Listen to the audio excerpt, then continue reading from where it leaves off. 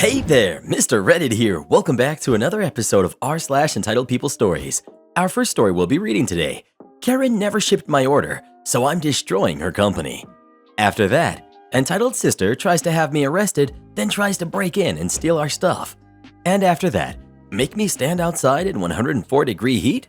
I'll stage a revolution. Now for every thumbs up this video gets, one Karen gets her company destroyed. You stay away from my essential oils.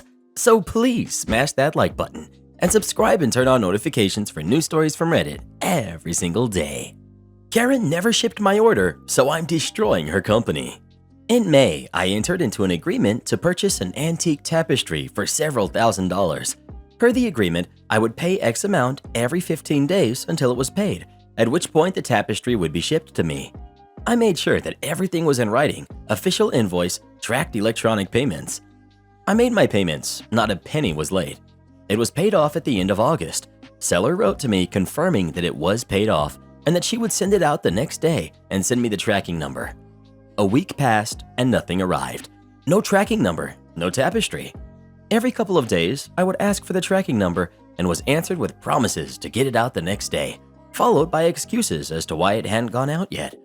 I heard everything from getting ready for a grand opening to it was locked in her business partner's house and she didn't have a key.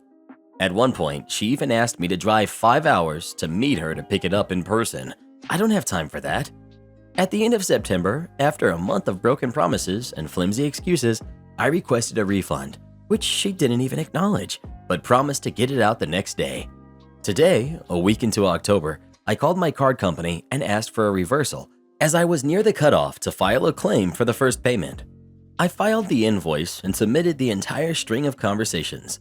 My card company agreed that this was a breach of contract and started the process of charge reversal. I contacted the seller one final time to tell them that I was done waiting and had requested a reversal from my card company. Don't send, just forget it. Suddenly, I'm getting photos of her right now with it in her car, not even boxed up, saying she's at UPS, wants to send it out to me right now, and that her company doesn't offer refunds. Sweetie, it's not a refund if you never sent me the tapestry. That's called theft. I held firm and told her that the time to have sent me a photo of it in the car was the day after I paid it off, and the last opportunity she had to correct it was when I first asked for the refund. I told her I would even refrain from leaving negative feedback as long as I got my money back. Now her mom is contacting me, begging me to reconsider, saying they don't have the money to refund, that this is a small business. One of them lost their job. They're the ones who stuck out their necks for me, etc.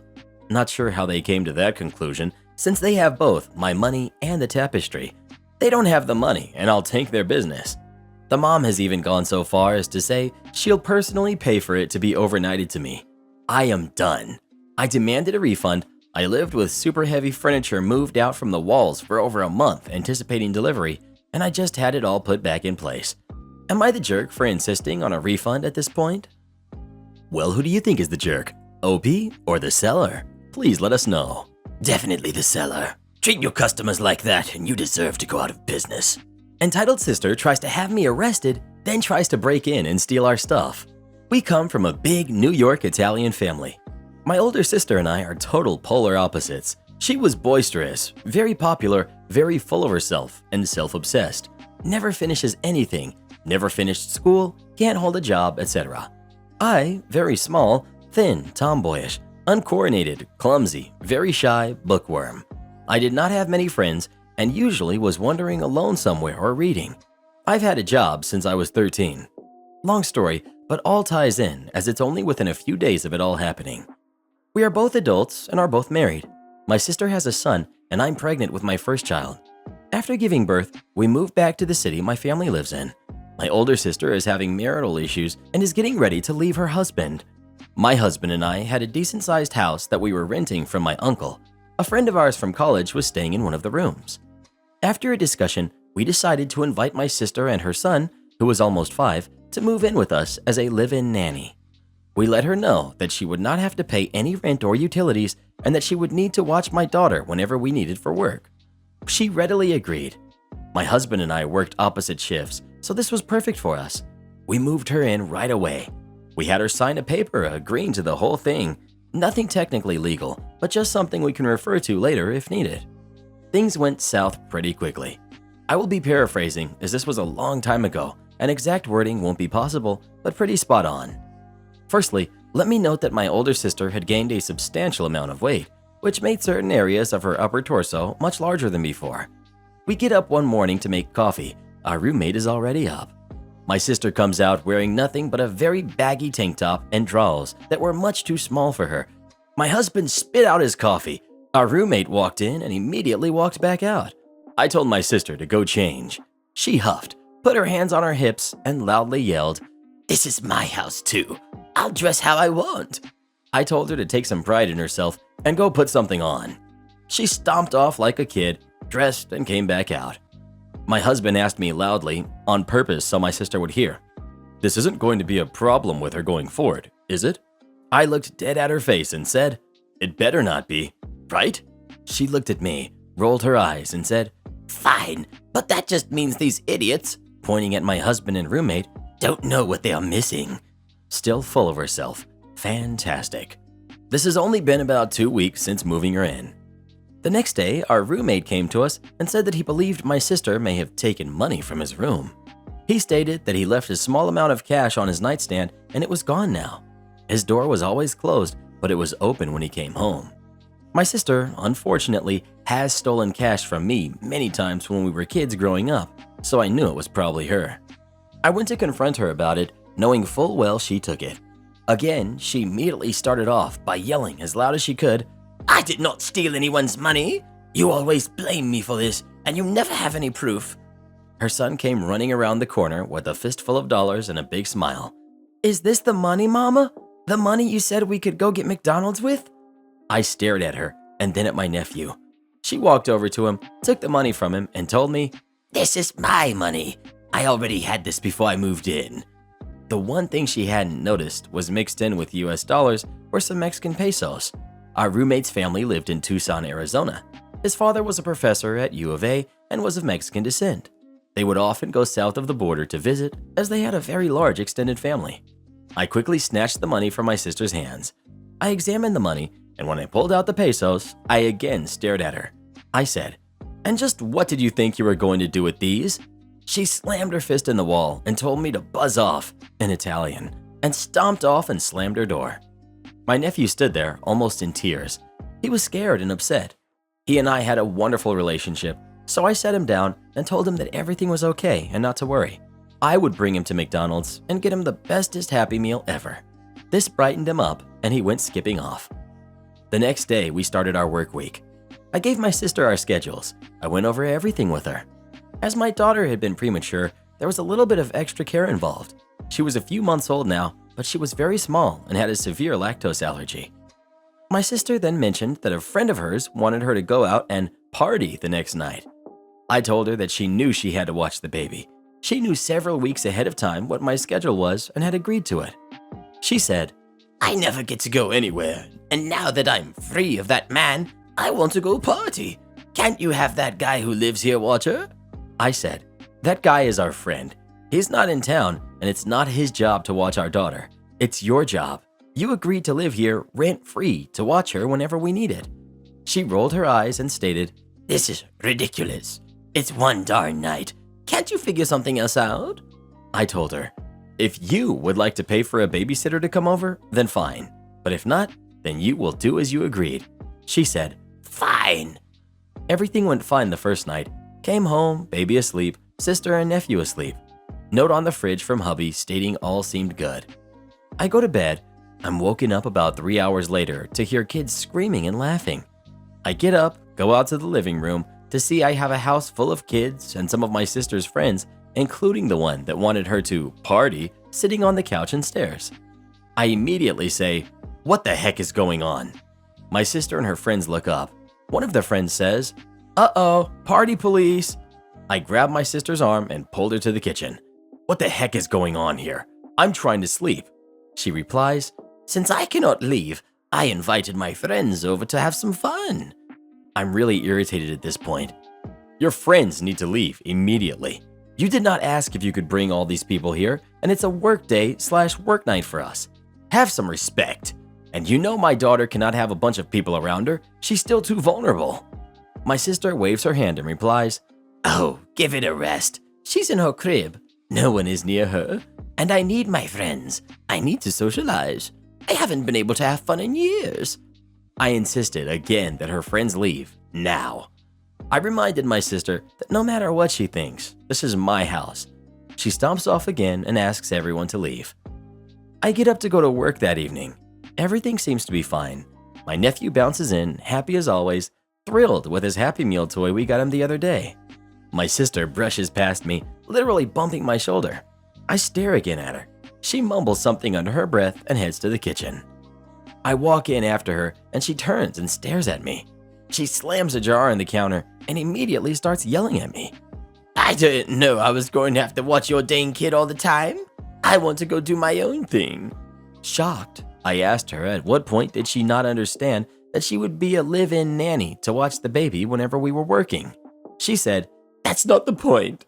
I know what I said, but I didn't think you were serious. I said, "Fine, we'll talk when I get home in the morning from work and figure out where we need to go from here." I got my things and left for work. 2 hours later, I get a call at work from someone identifying themselves as a police officer. They're asking me to come home due to an incident at the house. I arrive about 30 minutes later and see 3 police cruisers, lights on, several officers milling around my home. My older sister standing next to an officer, talking, and my roommate, who appears to have just come back from out of town, talking to another officer. My husband also is now arriving home from school. A police sergeant walks up to me, asks my name. I let him know who I am. He asked me to follow him over to where my sister is. While following the officer, I notice a few dozen yards away, the friend my sister wanted to go party with parked in her car watching. The officer directs me to where my sister is. I wander over, and immediately my sister starts yelling at me. "How could you do that? How could you just leave her like that? What is wrong with you?" I stand frozen, not understanding the situation yet. The officer looks at me and asks where I've been. I tell him I was at work. The officer asks if I make it a habit to leave my infant alone at home while I work. It finally dawns on me what's going on. I tell the officer, "Absolutely not. Never.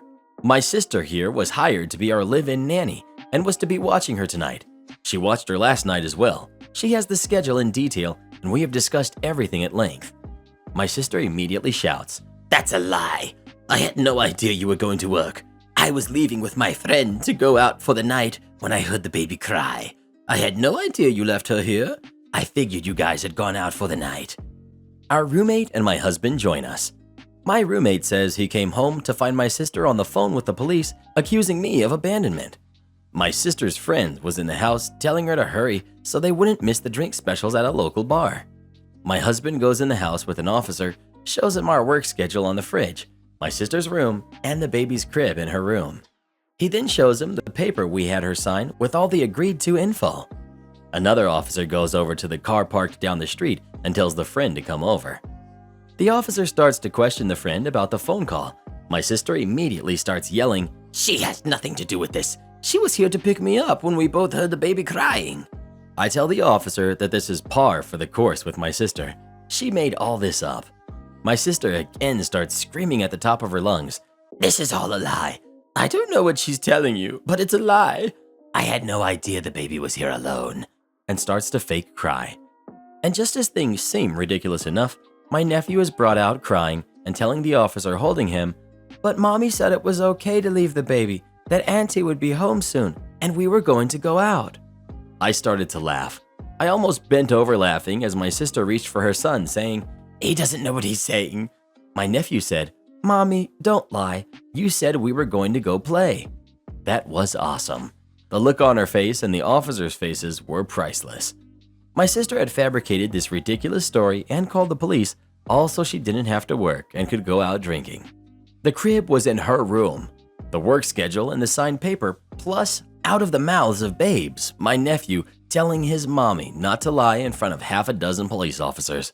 I was upset, but I was laughing. The officers were upset now too, realizing the situation. I told the officers I wanted my sister off my property. She was not on the lease. They escorted her in the house, had her pack up the few belongings that she came with, which wasn't much, Just clothes, hygiene stuff, and a few personal knickknacks. I walked up to my sister with a signed agreement, tore it in half, and handed it to her. I told her that she was never welcome back and I wanted nothing to do with her ever again. She could go with her friend. She was escorted off the lawn. I told the officers I didn't want to press any charges. She had no money and nowhere to go other than her friend. That was more than enough. The police eventually leave. My husband, roommate, and I go sit in the living room staring at each other.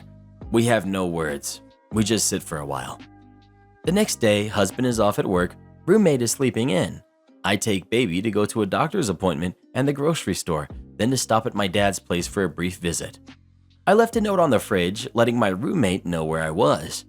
Just as I arrive at my dad's, he jogs down the hallway and says, "Better go home, your roommate just called." It takes me about 15 minutes to get home, and standing in front of the door is my sister, screaming at the top of her lungs with 2 police officers on either side of her. I drive up and get out of my car. My sister immediately tries to rush at me, screaming at me in Italian. The officers stop her.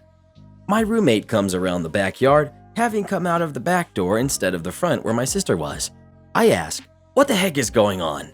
Neighbors are now coming out to see what's happening. My roommate called the police because my sister tried to kick in the door. Said that we had all of her electronic equipment in there and that this was her house and we illegally removed her.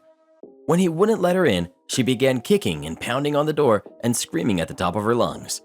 My husband had a very nice stereo set up with a multi-disc CD player, speakers, subwoofers, tuner, several dozen CDs, etc. We had a new large TV with several video game consoles, DVD, VHS players, and a bookshelf full of movies and video games. My sister was attempting to break into the house and steal all of it. My sister was unhinged at this point. She was so incensed that spit was flying away from her mouth when she was screaming. "How dare you do this to me? Those are all my things. You stole everything from me. You are a liar and a thief, turning the police on me. I will get you for this. I'm going to have you evicted. I'm calling Dad. He will have his brother kick you out, and you'll be on the street. Ha ha ha ha! On the street, you jerk!" The police ask us if she's on the lease. We tell them no and give them the report from last night.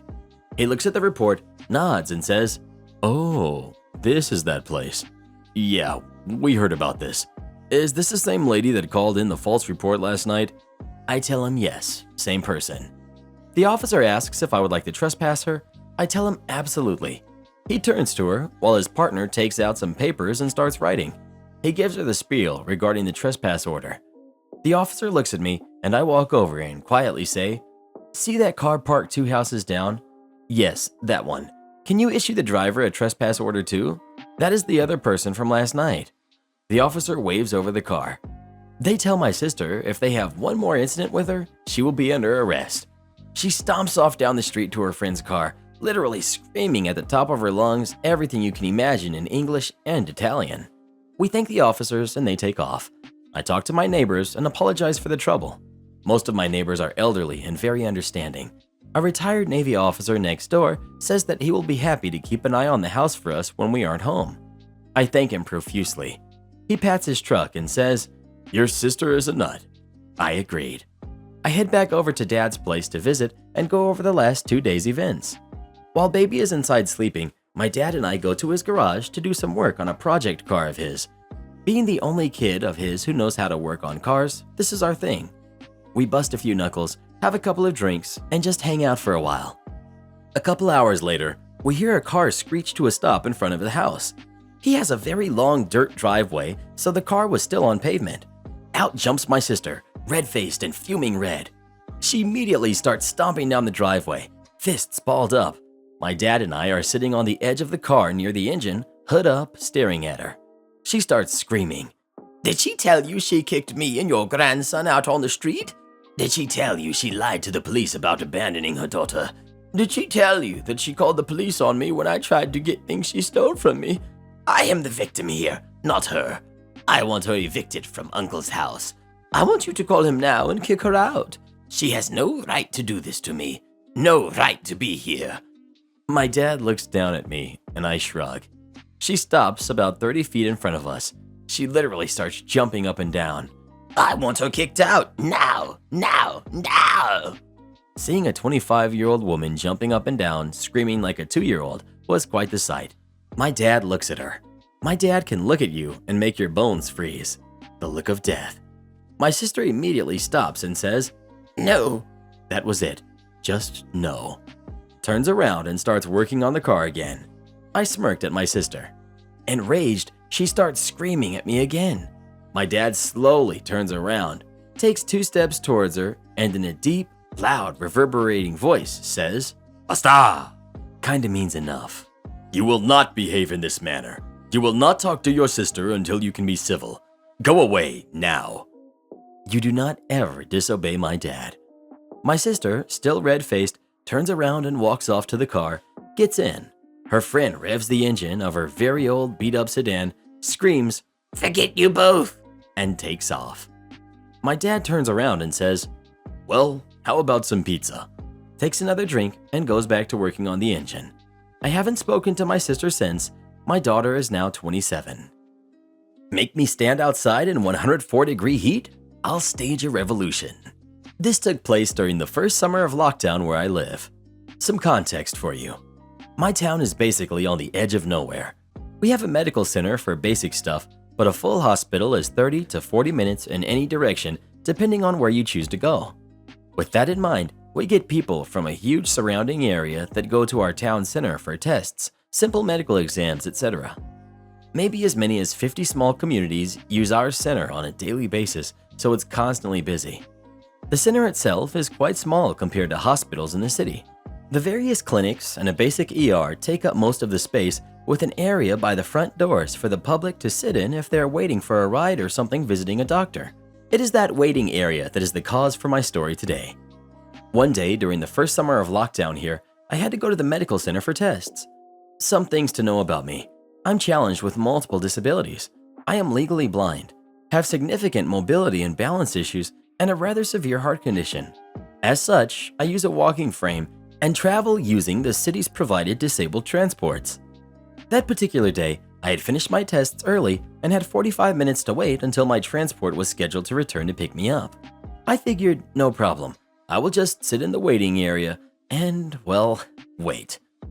I shuffled over to the seats with my walker plainly evident and was confronted by a new sign, "Staff only."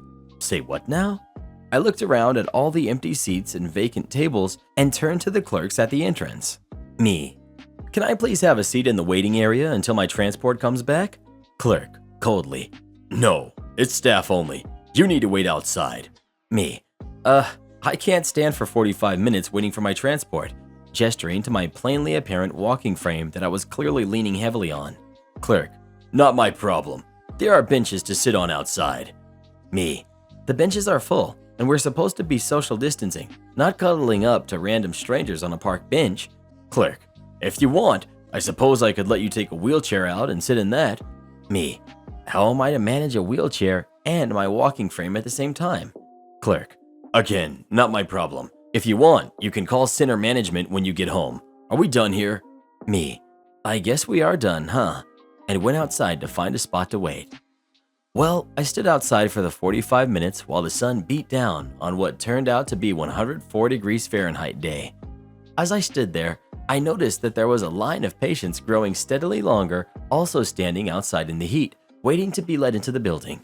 Some looked fit, but let's face it, nobody comes to a medical center because they feel 100%. Most of them looked quite ill, and some were looking pretty faint by the time they got through the doors. By the time my transport arrived, I was badly sunburned, thirsty as heck, exhausted, and feeling more than a bit faint myself. My driver was shocked and insisted on walking me to my front door when he got me home to make sure I was okay. Shout out to all transport drivers, you guys rock. The rest of the day was a complete loss. I spent it drinking water, sleeping, and nursing the burns on my shoulders and face. I was a right mess. The next day, however, I was upset. I had plenty of time to recover and to think, and I kept coming back to the line of patients standing in the heat. The more I thought about it, the angrier I got. Malicious compliance. The words the clerk so smugly said, "You can call center management when you get home if you want," danced through my sun-baked brain like a mantra. I called center management. What followed was a half-hour conversation with the sweetest lady. She was so nice and so upset when I told her all about what went on the day before. She was especially concerned when she found out about the line of people waiting outside on what turned out to be the hottest day we had that summer. After our talk, the manager promised to look into it and to get back to me. Now, normally that's sort of a brush off, right? Not so with this lady. 2 days later, she called me back. Turned out she had spent the day before sitting at the clerk's desk observing things that went on. Things like patients being forced to stand in the rain waiting to get into the center, patients being poorly spoken to by the same clerk, and the cherry on top? At one point, a tiny elderly lady tried to sit down in the waiting area and the same clerk ran over and rudely shoved her aside and snapped, "Staff only," with her boss sitting right there. The manager went over, tore down the signs, apologized to the lady, and helped her to a seat, then took the clerk into her office for a chat. The results. The center was immediately restructured. Staff were moved into an unused gift shop. The waiting room was returned to the public, and best of all, the registry desks were removed so patients no longer had to stand outside waiting to get into the building. I never saw that clerk there again. I know this isn't as exciting as most stories on here, but knowing I was part of making things so much better for so many still makes me happy. Am I the jerk for reminding my husband's friend that I make 3 times his salary? I'm 30, female, and my husband, who's 32, male, has a friend, Mike, who's 36, who fancies himself the Wolf of Wall Street. Mike got some money when his grandpa passed away, $150K, and blew it all very quickly in get-rich-quick schemes, as well as trying out day trading. He's currently working in a call center while still trying to make it big. He has no inheritance money left. The issue is that Mike is really bad at making financial decisions, and so he keeps losing money. But that doesn't stop him from repeating over and over that next year he'll make his first $1 million. He's been saying this for 5 years. I wouldn't mind his attitude as much, except he constantly belittles me and my husband, looking down on us for our car when he doesn't even have one, or saying that smart people work for themselves as a dig to our jobs. He finally made money last week, $2,000, and he came over for dinner. He was on a huge high for making money and was much more arrogant than usual, talking about how he was going to buy a really expensive car and wouldn't be caught dead with the car we own. He then kept saying, "I made $2K in 15 minutes. Nobody else at this table can say that." Why are you friends with this guy? He then proceeded to try to give us financial advice, which consisted of him putting down mine and my husband's jobs. He makes the same amount as my husband and way less than me. I got fed up with his attitude and said, "Mike, we didn't make 2K in 15 minutes, but I do make 100K a year, which is about 3 times what you make, and I never blew 150K, so I really don't think you're in a place to advise on finances." He stormed out and said I was the jerk. My husband thinks I should have been nicer since I know how he is. Am I the jerk? Well, who do you think is the jerk? OP or Mike? Please let us know. I think the husband's the jerk for not telling Mike to shut his... Am I the jerk for not paying the vet bills after my neighbor's dog ate food I left outside?